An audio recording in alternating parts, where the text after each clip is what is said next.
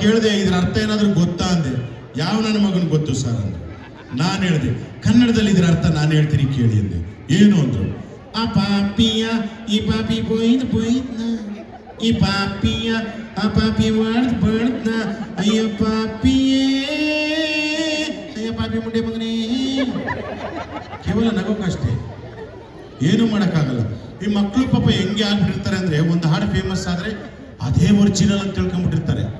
Original ಹಾಡೇ duplicate ಅಂತ ತಿಳ್ಕೊಂಡ್ಬಿಡ್ತಾರೆ. ಮೊನ್ನೆ ಒಬ್ಬ ಒಳ್ಳೆ ಸಿಂಗರ್ ಒಳ್ಳೆ ಹಾಡು ಹೇಳ್ತಾ ಇದ್ರೆ, ಏಯ್ ಮೇಡಮ್ ಹಂಗಲ್ಲ ನೀವು ತಪ್ಪಾಡ್ತಾ ಇದ್ದೀರಾ ಅಂತ. ಅವ್ರಿಗೆ ಗಾಬರಿ ಆಯ್ತು. ಮತ್ತೆ ಇನ್ನೆಂಗೆ ಈ ಹಾಡು ಇರೋದು ಅಂದ್ರು. ನಾವ್ ಹೇಳ್ತೀವಿ ಕೇಳಿ ಅಂದ್ರು. ಹೇಳಿ ಅಂದ್ರು. ಹೆಂಗೆ ಹೇಳಿದ್ರು ಮಕ್ಕಳು, ಹೂವಿನ ಬಾಣದಂತೆ ಯಾರಿಗೂ ಕಾಣದಂತೆ ಹಾಡಿನ ಸಾಲಿನಲ್ಲಿ ಓಡುವ ಪ್ರಾಣದಂತೆ ಬಂದೆ ನೀನು.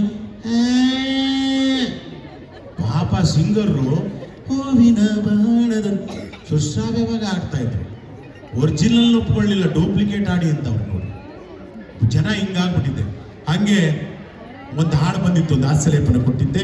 ಅದು ಯಾವುದು ಅಂದ್ರೆ, ಓನಲ್ಲ ನೀನಲ್ಲ ಕರಿಮಣಿ ಮಾಲಿಕ ನೀನಲ್ಲ ಮತ್ಯಾರು ಗೊತ್ತಿಲ್ಲ.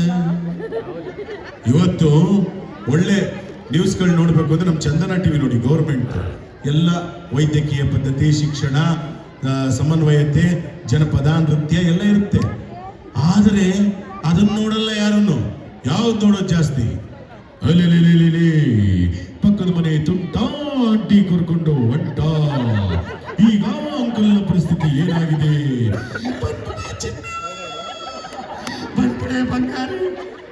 ಇದೇ ಜಾಸ್ತಿ ನೋಡಕ್ ಶುರು ಮಾಡಬೇಕು. ಇರ್ಲಿ. ಈಗ ಈ ಒಂದು ಕರಿಮಣಿ ಮಾಲೀಕ ಯಾರು?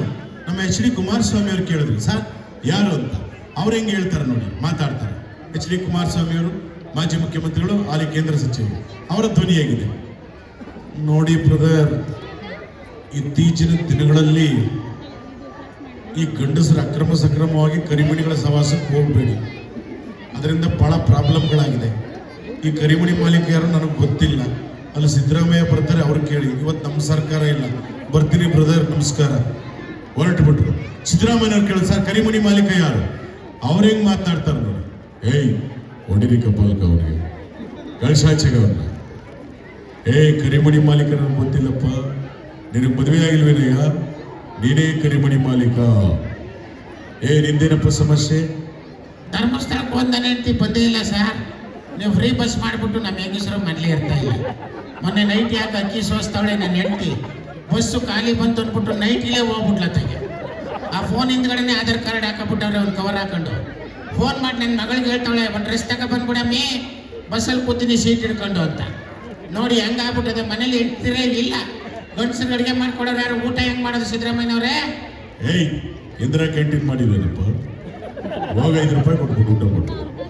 ಪಾಪ ಹೆಂಗಸರು ದೇವಸ್ಥಾನಕ್ಕೆ ಹೋಗಿದ್ದು ವಾಪಸ್ ಬರ್ತಾರೆ. ಈ ಗಂಡಸರಿಗೆ ಫ್ರೀ ಬಸ್ ಮಾಡಿದ್ರೆ ಎಲ್ಲ ಗೋವಾಕ್ಕೆ ಹೋಗ್ಬಿಡೋರು. ಅದಕ್ಕೆ ಗಂಡಸರಿಗೆ ಫ್ರೀ ಬಸ್ ಮಾಡಿಲ್ಲ. ನೋಡಪ್ಪ, ಅಲ್ಲಿ ಕೂತಾರೆ ಯಡಿಯೂರಪ್ಪನವ್ರು ಕೇಳೋ ಕರಿಮಣಿ ಮಾಲೀಕ ಯಾರು ಅಂತ. ಯಡಿಯೂರಪ್ಪನವ್ರು ಕೇಳಿದ್ರು, ಸರ್ ಕರಿಮಣಿ ಮಾಲೀಕ ಯಾರು?